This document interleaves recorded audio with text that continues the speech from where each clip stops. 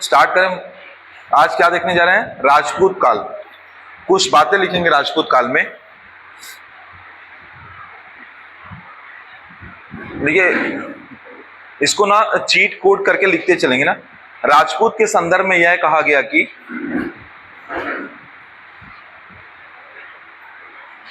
राजपूत के संदर्भ में यह कहा गया कि डैश करके लिखेंगे।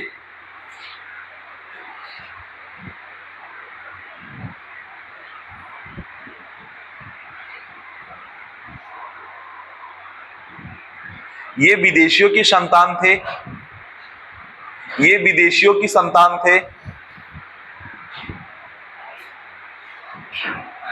ऋषि वशिष्ठ के अनुसार ये विदेशियों की संतान थे। अगला पॉइंट, ऋषि वशिष्ठ के अनुसार अग्निकुंड से उत्पन्न थे।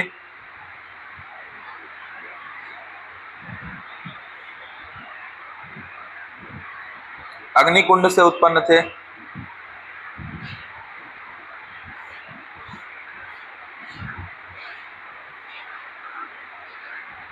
कुछ का कहना था कि ये अगला पॉइंट ना, कुछ का कहना था कि ये माउंट आबू पर्वत से, कुछ का कहना था कि ये माउंट आबू पर्वत से आए थे।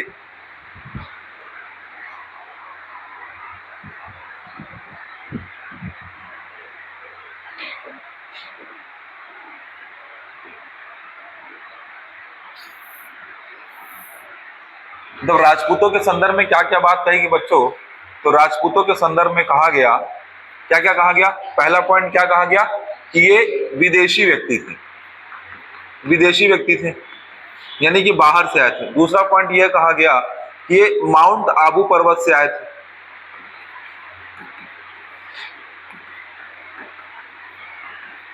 तीसरा पॉइंट यह कहा गया ये अग्निकुंड से आए थे।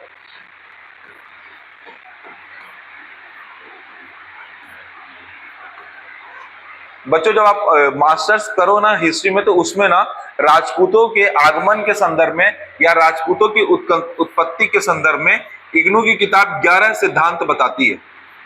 इग्नू और उत्तराखंड यूनिवर्सिटी की किताब बोलती है 11 अलग अलग सिद्धांत है राजपूतों के आने के, राजपूत के जन्म के।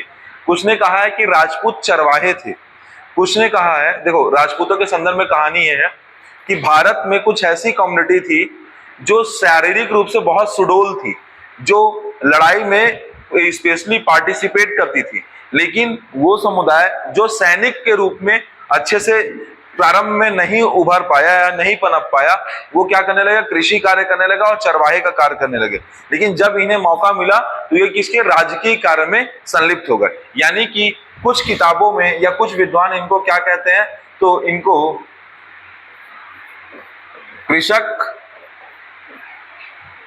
कृषक, लेकिन कैसा? सुडौल कृषक कहते हैं। कुछ विद्वान इन्हें चरवाहे कहते हैं। और इन सभी के आधार पे हमने राजपूतों को जब बांटा तो अलग अलग क्षेत्रों में अलग अलग नाम दिया। कल पढ़ा था हमने किन किन क्षेत्रों में कौन कौन सा नाम दिया, है ना? जैसे अजमेर में अलग, दिल्ली में अलग, है ना, कन्नौज में अलग। तो उसी तरीके से ये पहला पॉइंट हो गया। अब हेडिंग डालोगे, मतलब ये हो गया राजपूतों की उत्पत्ति। हम क्या पढ़ रहे हैं? राजपूत राजवंश पढ़ रहे हैं। तो पहला चीज क्या पढ़ रहे हैं? राजपूतों की उत्पत्ति। अब उसमें सबसे महत्वपूर्ण जो सबसे आगे जाएगा वंश, वो है गुर्जर प्रतिहार वंश। कौन सा वंश है बच्चों? गुर्जर प्रतिहार वंश। ठीक है। प्रतिहार का शाब्दिक अर्थ द्वारपाल होता है बच्चों, देखिएगा समझिएगा। प्रतिहार का शाब्दिक अर्थ है द्वारपाल, लेकिन ये कहां के द्वारपाल थे? तो ऐसा माना जाता है जो राष्ट्रकूट कम्युनिटी थी, ये राष्ट्रकूटों के द्वारपाल थे। मतलब राष्ट्रकूट से ये उत्पन्न हुए थे। कौन? गुर्जर प्रतिहार। राष्ट्रकूट का शाब्दिक अर्थ क्या है? द्वारपाल। और द्वारपाल कहां के द्वारपाल थे? राष्ट्रकूटों के द्वारपाल थे। राष्ट्रकूट कौन सी कम्युनिटी है? जो नीचे रह रही है। कौन? वाकाटक के बाद नीचे कौन आया है? चालुक्य और राष्ट्रकूट। ठीक है, बताया था। गुर्जर प्रतिहार वंश का जो संस्थापक है बच्चों, उसका नाम है हरिश्चंद्र।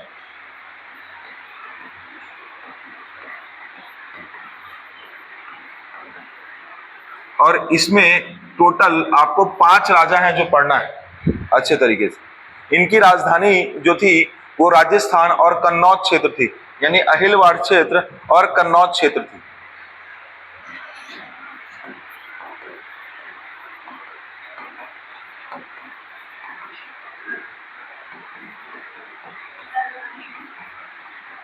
राजधानी अहिलवाड़ राजस्थान और कन्नौज क्षेत्र रही। बीच बीच में जब राजा जी थे तो किसको राजधानी बना दिए थे? कन्नौज को बना दिए थे। कल मैंने बताया था ना त्रिपक्षीय संघर्ष राष्ट्रकूट पाल प्रतिहार का। आज का क्लास तभी अच्छे समझ में आएगा जब कल का क्लास को आप बार बार रिवाइज करेंगे। अब बच्चों इसमें कुछ प्रमुख राजा हैं जिसमें नागभट्ट प्रथम, कल मैंने बताया था नागभट्ट कौन से दूसरे नंबर की बात की थी, तो इसका जो वास्तविक संस्थापक माना जाता है जिसने क्या किया, साम्राज्य विस्तार का काम किया, वो नागभट्ट प्रथम है। गुर्जर प्रतिहार वंश का वास्तविक संस्थापक अगर वो की बात करेंगे तो वास्तविक संस्थापक जो है बच्चों वो नागभट्ट प्रथम को माना जाता है, नागभट्ट प्रथम को। कल ही हमने देखा था कि नागभट्ट वत्सराज का नाम सुना, तो नागभट्ट प्रथम के बाद वत्सराज बनते हैं गुर्जर प्रतिहार वंश के राजा। और वत्सराज के बाद एक वो व्यक्ति जिसने हराया था धर्मपाल को, नागभट्ट द्वितीय। फिर नागभट्ट द्वितीय को फिर 3 लोग मिलकर हराते हैं, कौन कौन? धर्मपाल, और उधर से चक्रायुध, और एक कौन सा व्यक्ति रहता है? तो गोविंद तृतीय। याद आया? कल हमने पढ़ा था, है ना? तो जो राजा है गुर्जर प्रतिहार वंश में, पहले राजा का नाम है नागभट्ट, एक राजा है वत्सराज, एक राजा है नागभट्ट द्वितीय, और जो महान राजा है उसमें मिहिर भोज। कल मैंने मिहिर भोज का भी नाम बताया था बच्चों। फिर एक महत्वपूर्ण राजा जो है वो महेंद्र पाल है। फिर एक और जो राजा है वो महिपाल।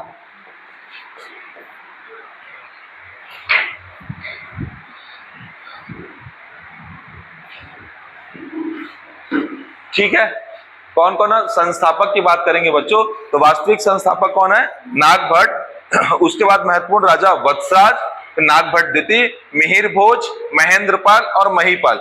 जितने भी राजाओं का उल्लेख किया बच्चों, कल मैंने इसका जिक्र किया था। हर राजा का कुछ ना कुछ मैंने बताया था। वही राजा को आप गुर्जर प्रतिहार वंश को पढ़ रहे हैं तो वो राजा क्रमानुसार आ रहे हैं। तो नागभट्ट के संदर्भ में इंपॉर्टेंट बात यह है कि वो क्या थे? वो वास्तविक संस्थापक थे और इन्हें मलेच्छों का नाशक कहा जाता है। नागभट्ट प्रथम को मलेच्छों का नाशक कहा जाता है। और जो मैं की पॉइंट्स लिखा रहा हूं बस उतना ही लिखना बच्चों। मलेच्छों का नाशक प्लस ग्वालियर प्रशस्ति अभिलेख में उसके वर्णन मिलता है। ग्वालियर प्रशस्ति अभिलेख,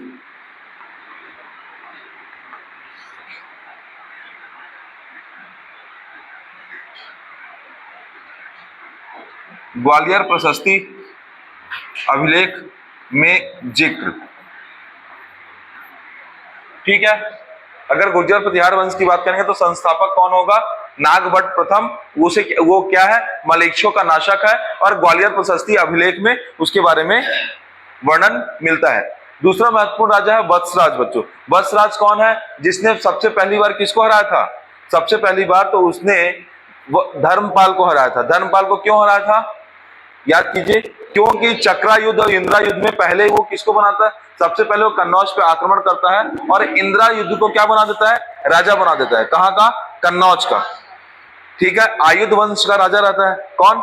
इंदिरा युद्ध। उसके बाद क्या होता है? धर्मपाल जाके इंदिरा युद्ध को हटा के चक्रायुद्ध को बना देता है, जिससे वत्सराज और धर्मपाल के बीच क्या हो जाता है? तनातनी होता है। तो वत्सराज किससे युद्ध करता है? धर्मपाल से युद्ध करता है।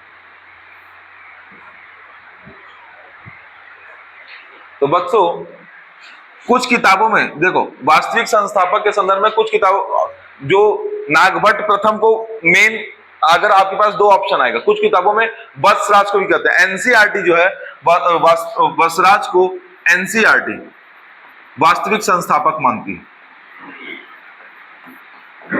आप मेरी बात समझिएगा मैं क्या बोल रहा हूं।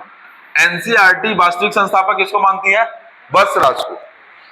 ठीक है, लेकिन जो इग्नू की बुक है या ईओ की बुक है उसमें किसको माना गया है? नागभट्ट को माना गया। अगर आपके पास ऑप्शन आएंगे नागभट्ट और वत्सराज, ऐसी कंडीशन में आप किसको सही कीजिएगा? तो ऐसी कंडीशन में वत्सराज सही होगा किसी भी सूरत हाल में, एनसीईआरटी का कंटेंट सही होगा। समझ रहे हैं? या चाहे तो आप वास्तविक संस्थापक को हटा दिए, अगर आपको कंफ्यूजन हो आप यही मान के चले कि वत्सराज क्या है? वास्तविक संस्थापक है। वत्सराज वो राजा था जिसने क्या किया? साम्राज्य विस्तार किया। इसने सबसे पहले किसको हराया? इसने सबसे पहले धर्मपाल को एक बार हराया। अच्छा, धर्मपाल का बदला लेने का काम किसने किया? राष्ट्रकूट शासक, उस व्यक्ति का नाम क्या है? सबसे पहले कौन आया राष्ट्रकूट शासक में? ध्रुवसेन आया। कौन आया? ध्रुवसेन। तो याद रखिएगा बच्चों, ध्रुवसेन के साथ इसका युद्ध हुआ और ध्रुवसेन ने वत्सराज को हरा दिया। तो ध्रुवसेन क्या हुआ? जीता। किससे युद्ध लड़ा? वत्सराज से। कल मैंने पढ़ाया है पूरा चीज, लिंक करते चलेंगे तभी समझ में आएगा। ठीक है, इसलिए कल बार बार त्रिपक्षीय संघर्ष को बहुत अच्छे से बार बार बता रहा था।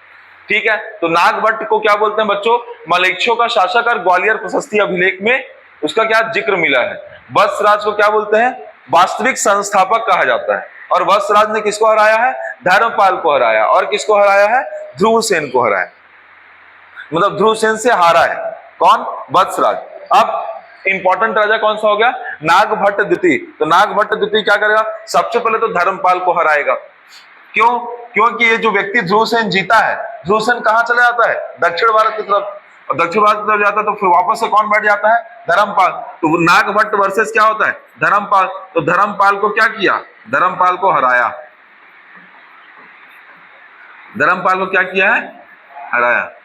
बच्चों जो नहीं समझ पा रहे, जैसे तुम नहीं आए थे कल, तो आज मैं एजुकेशन गुरु में वो वाला वीडियो ओपन कर दूंगा, कल का वीडियो ओपन कर दूंगा।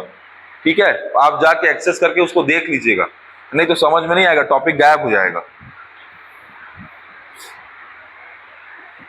बच्चों जैसे धर्मपाल को हराता है तो क्या होता है? नागभट्ट क्या होता है? कन्नौज पर क्या करता है? अधिकार कर लेता है और कन्नौज को राजधानी बनाता है। क्या करता है? कन्नौज को राजधानी, और जीतने के बाद ये एक उपाधि धारण करता है जिसे परमेश्वर की उपाधि कहते हैं, जिसे स्पेशली परमेश्वर की उपाधि कहते हैं। कौन सी उपाधि लेता है? परमेश्वर। अंत में क्या होता है बच्चों? नागभट्ट को कौन हरा देता है? नागभट्ट को कौन आता है बताइए? गोविंद तृतीय। गोविंद तृतीय नागभट्ट को हरा देता है। तो अंतिम रूप से कौन बैठ गया है कन्नौज पे? गोविंद तृतीय। कौन बैठ गया है?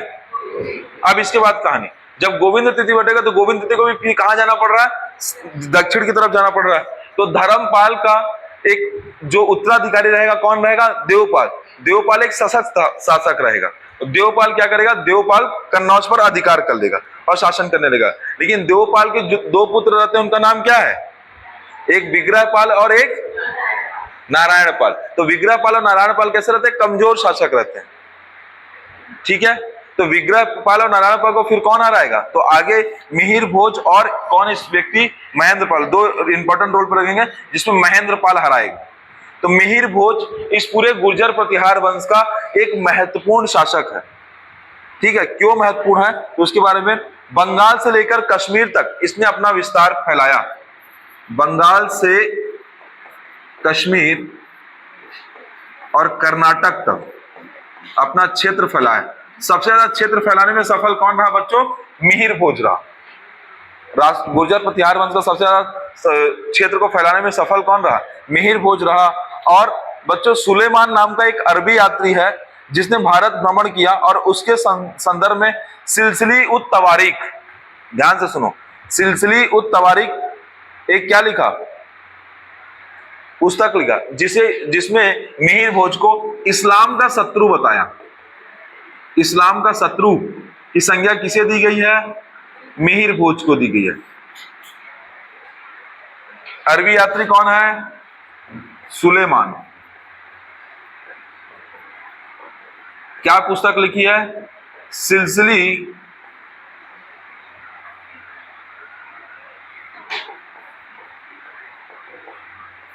उत तवारीख, सिलसिली उत तवारीख।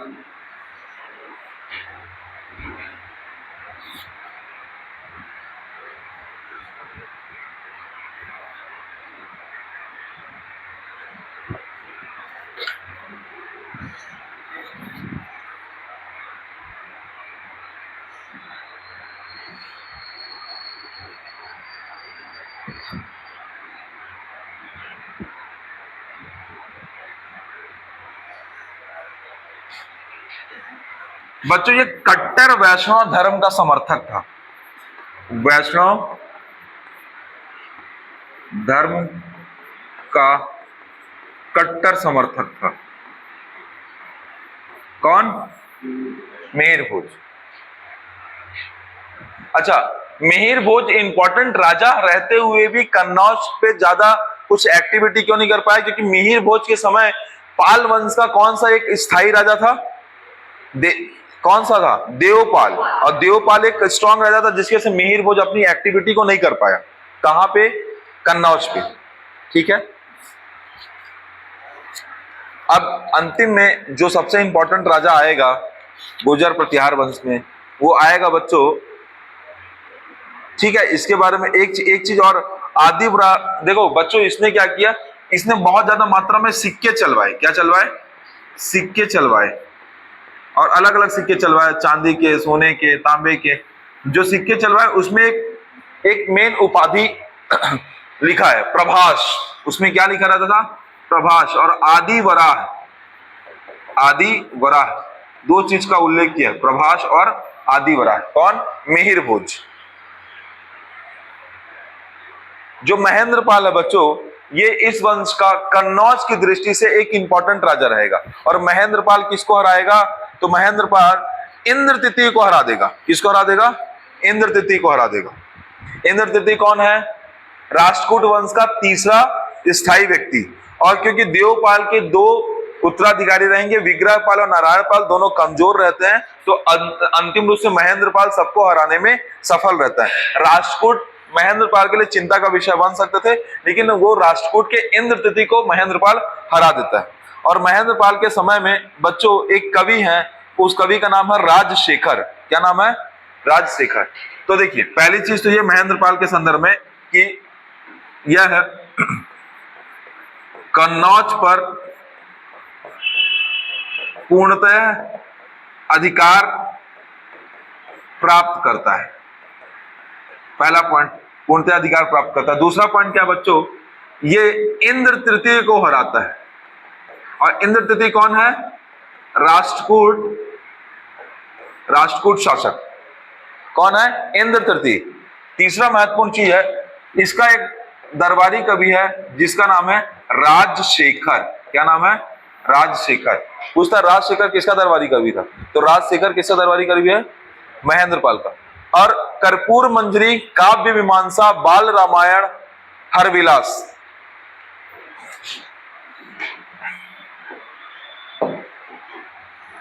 राजशेखर की रचनाएं।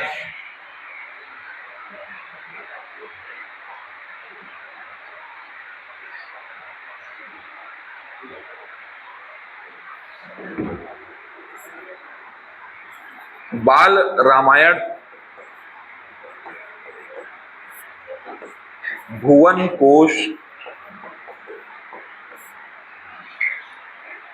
बाल रामायण, भुवन कोश, कर्पूर मंजरी, काव्य मीमांसा, विशाल भंजिका।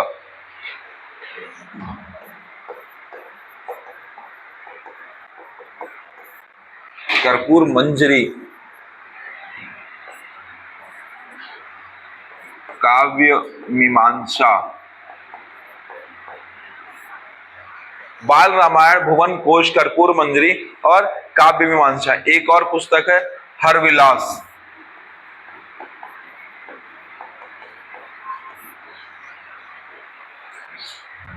आप ज्यादा नहीं भी याद करो, बस इतना ही याद करो कि इस तरीके की चीजें थी।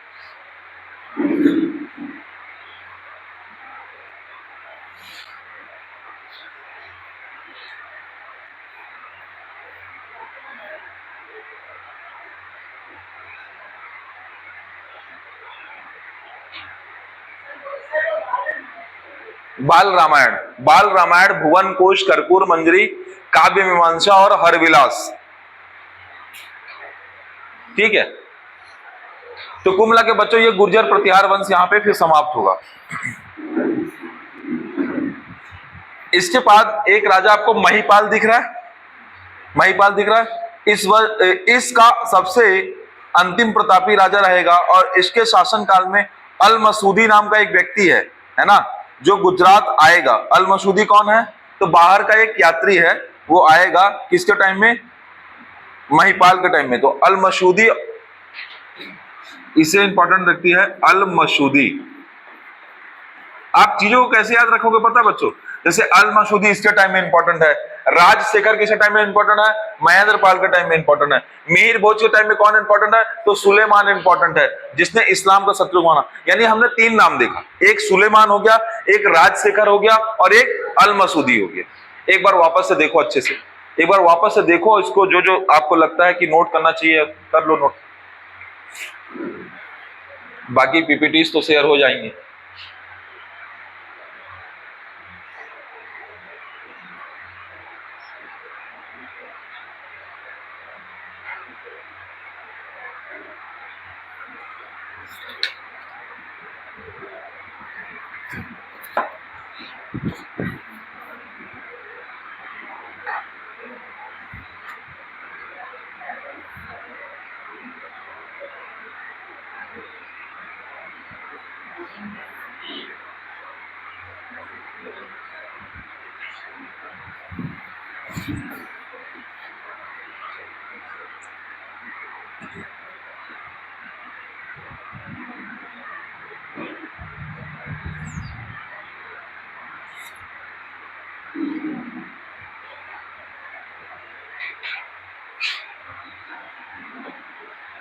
बच्चों अगला हेडिंग डालेंगे आप, कन्नौज के गहड़वाल वंश।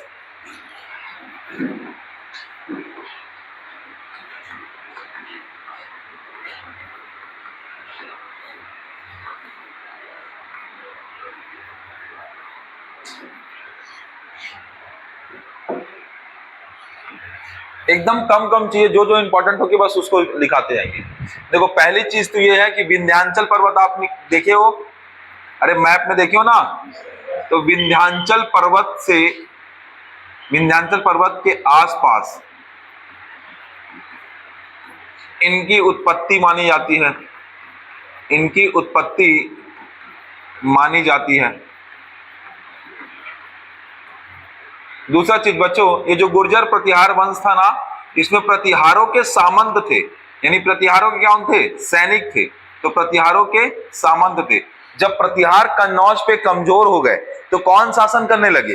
धीरे धीरे कौन शासन करने लगे? गहड़वाल वंश के लोग। तो गहड़वाल वंश का एक जो प्रमुख व्यक्ति था उसका नाम था चंद्रदेव। उसका नाम क्या था? चंद्रदेव नाम था। तो गहड़वाल का जो संस्थापक था चंद्रदेव नाम था। बच्चों इनका जो कॉन्सेंट्रेशन क्षेत्र था या इनका संकेंद्रण क्षेत्र जो था, बच्चों ध्यान से सुनिएगा, संकेंद्रण क्षेत्र बनारस, जिसे आज बनारस जिसको अभी बोलते हैं वो काशी, और कन्नौज क्षेत्र,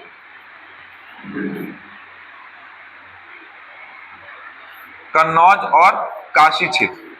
तो बच्चों इन्हें गहड़वालों को काशी नरेश के नाम से भी जानते हैं। किस नाम से जानते हैं? काशी नरेश के नाम से जानते हैं।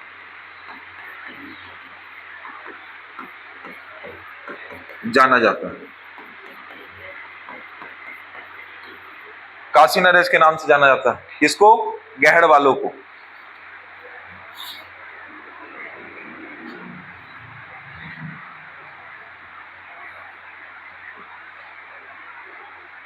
इसके जो राजा रहेंगे बच्चों, गोविंद चंद, विजय चंद, जयचंद और मदन पाल रहेंगे। जो आपके लिए सबसे इंपॉर्टेंट राजा रहेगा जयचंद, तो उसको हम देखेंगे कौन कौन कैसे रहते।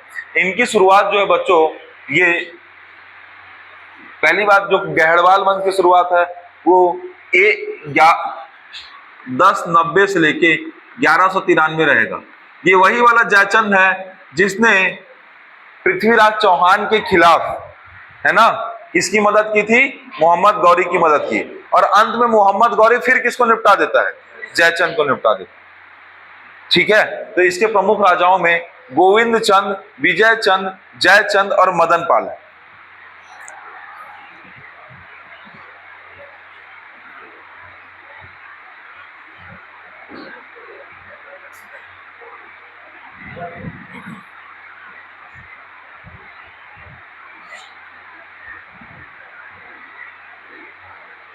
इसमें हम ज्यादा राजा नहीं पढ़ेंगे बच्चों, जो हमारे काम का जो पेपर में आता है वही।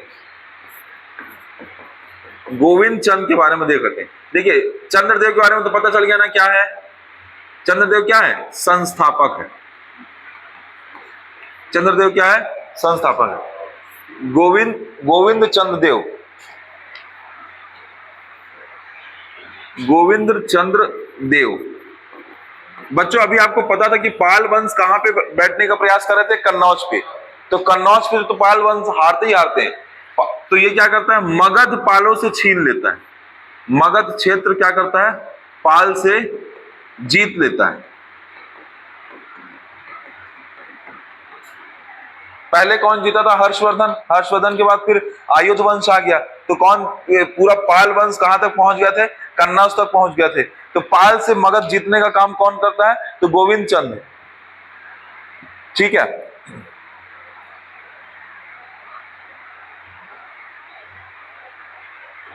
इससे संबंधित एक अभिलेख है बच्चों, सारनाथ अभिलेख।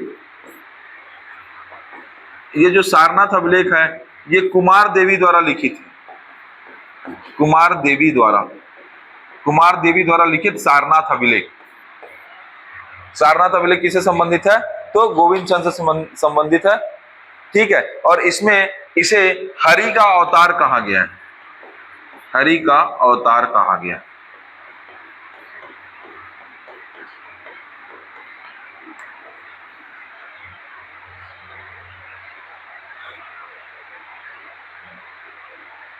इसमें जो सबसे इंपॉर्टेंट राजा रहेगा वो रहेगा अब जयचंद।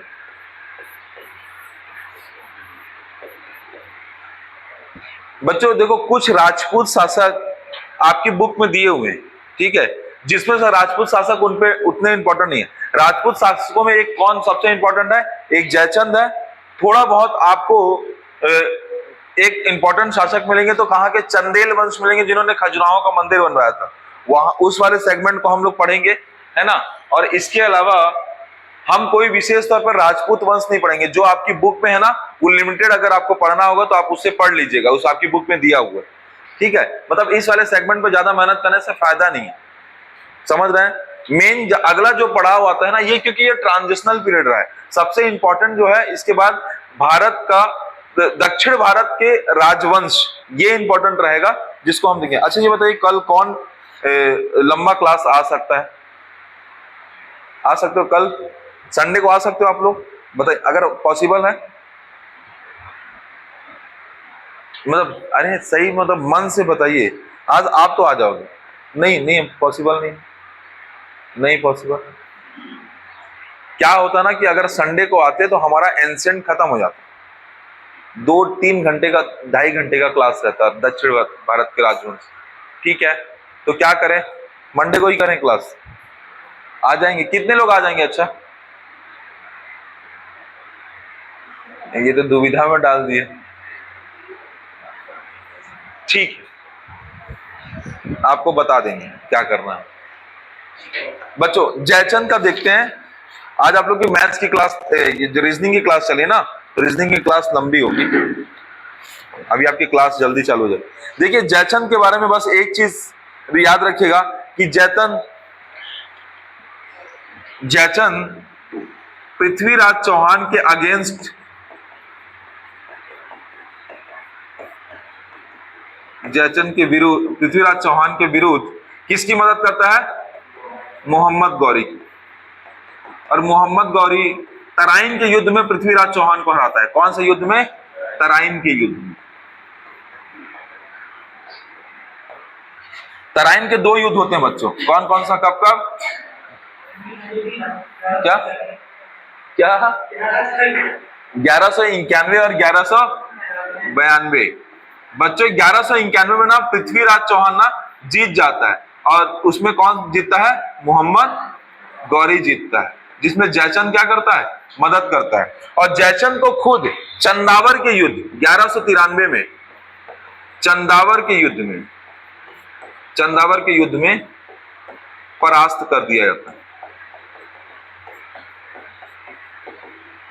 करके मार दिया जाता है। और कौन से वंश की शुरुआत होती है, तो दिल्ली सल्तनत वंश की शुरुआत होती है, यानी गुलाम वंश की शुरुआत होती है। ठीक है, जयचंद के बारे में आप ये याद रखिएगा।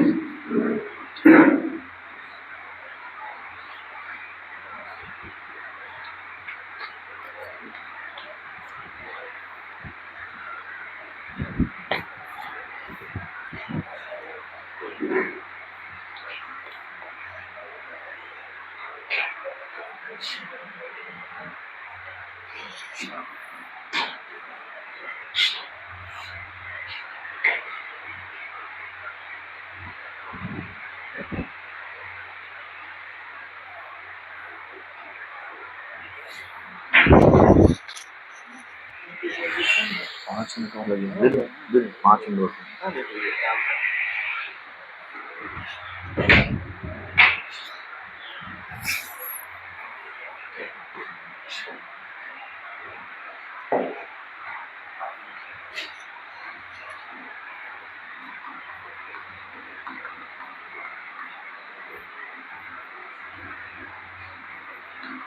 बुंदेलखंड में बच्चों चंदेल वंश पढ़ रहे हैं, इंपॉर्टेंट है ना ये, इसलिए।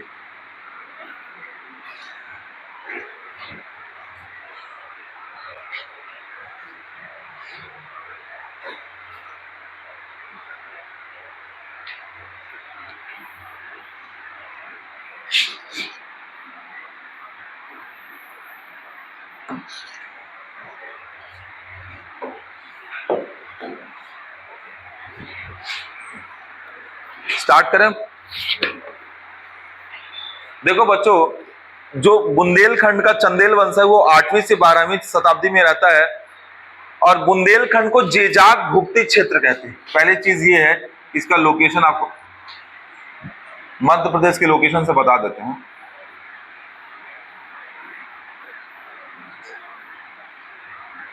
ये जो क्षेत्र है बच्चों, ये मध्य प्रदेश का ये क्षेत्र, ये जो क्षेत्र है, ये कौन सा क्षेत्र है, ये चंदेल वंश वाला क्षेत्र है। कौन सा क्षेत्र है, चंदेल वंश। और बच्चों ये जो क्षेत्र रहा है, ये मालवा वाला क्षेत्र, यहाँ पे परमार वंश रहे हैं। कौन से वंश रहे हैं, परमार वंश। याद रखिएगा, यहाँ पे कौन सा वंश है, परमार वंश। थोड़ा सा समझिएगा ना अभी, यहाँ पे कौन सा वंश है, तो चंदेल वंश। बच्चों जो आप त्रिपुरी करते रहते हैं, त्रिपुरी क्षेत्र कहाँ है, तो त्रिपुरी का जो है वो ये जगह है,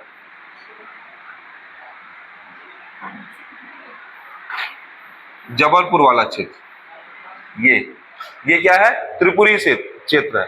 और फिर नीचे इसी तरीके से क्या है आपका छत्तीसगढ़ है, इस तरीके से। तो छत्तीसगढ़ में कौन सा है, कलचुरी। ठीक है, ऐसी है। तो ये सब उसी टाइम पीरियड के है ना। अभी आप लोग कलचुरी पढ़े होगे, तो आप ऐसे समझिएगा कि यहाँ पे चंदेल वंश, यहाँ पे परमार वंश, यहाँ पे त्रिपुरी के कलचुरी, और यहाँ पे कलचुरी वंश का जो भी एक और शाखा है वो है। ठीक है, तो हम देख रहे हैं स्पेशली बुंदेलखंड वाले क्षेत्र को। तो बच्चों इसको जेजाग भुक्ति क्षेत्र बोलते हैं। क्या बोलते हैं, जेजाग भुक्ति क्षेत्र कहते हैं इसको, बुंदेलखंड वाले क्षेत्र को। अब इसके प्रमुख राजाओं की लिस्ट बना लेते हैं।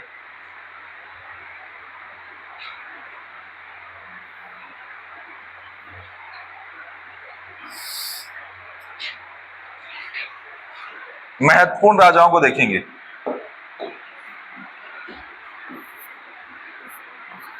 संस्थापक जो है बच्चों, उसका नाम है नन्नुक देव।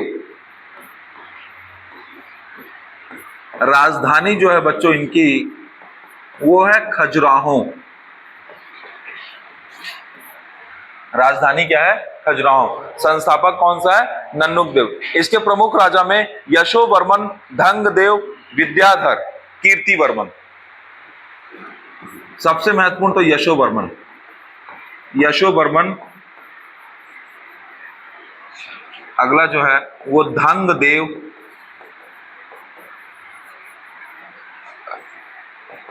विद्याधर और कीर्तिवर्मन।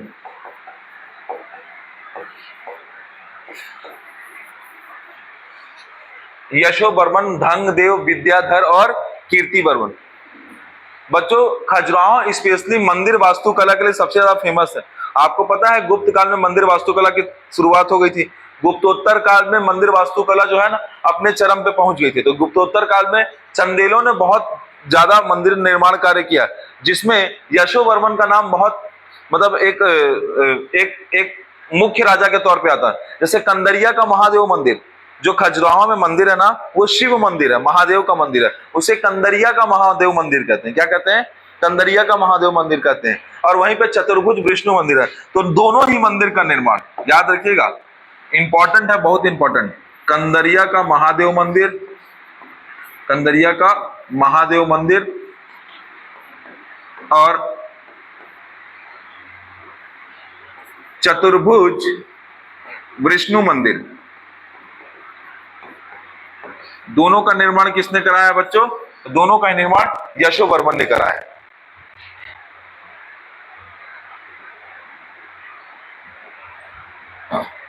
खजुराहो की बड़ी अच्छी खासियत है बच्चों कि एक तरफ शैव धर्म दिखेगा, एक तरफ विष्णु धर्म दिखेगा, एक तरफ आपको जैन धर्म दिखेगा।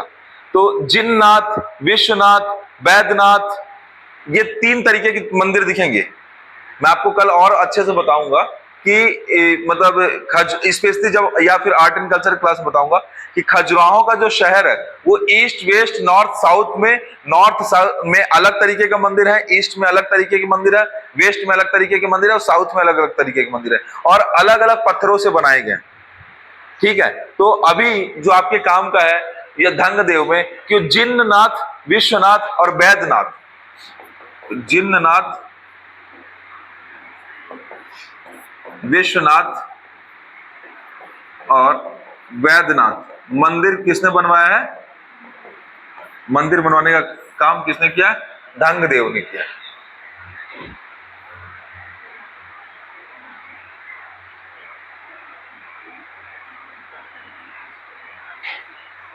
बच्चों धंगदेव के संदर्भ में यह कहा जाता है कि इसने प्रयागराज में डुबकी लगाकर शरीर त्यागा था।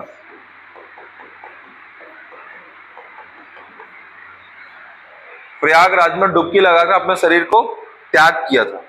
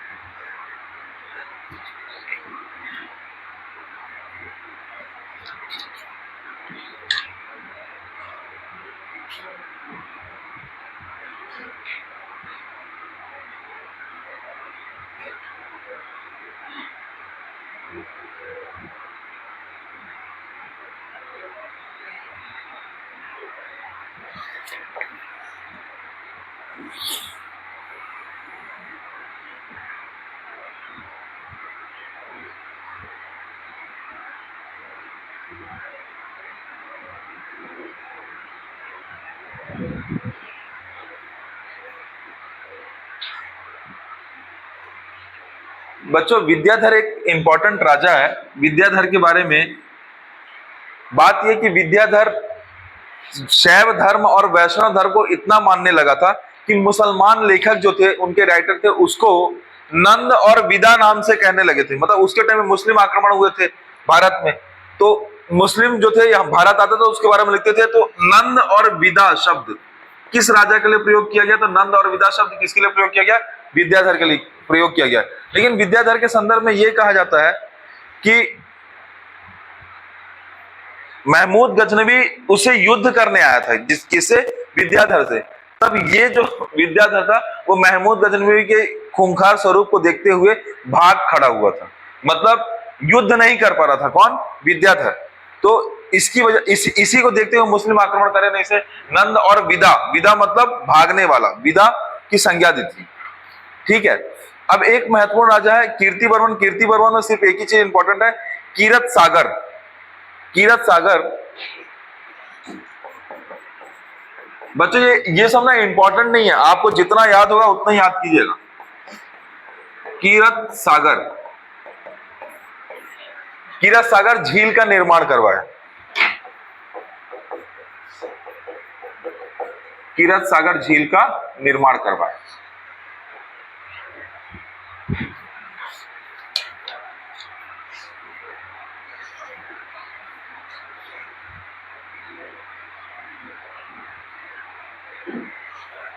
अच्छा, इसका अंतिम शासक है बच्चों परमल, परम दृढ़देव बोलते हैं, परमल है।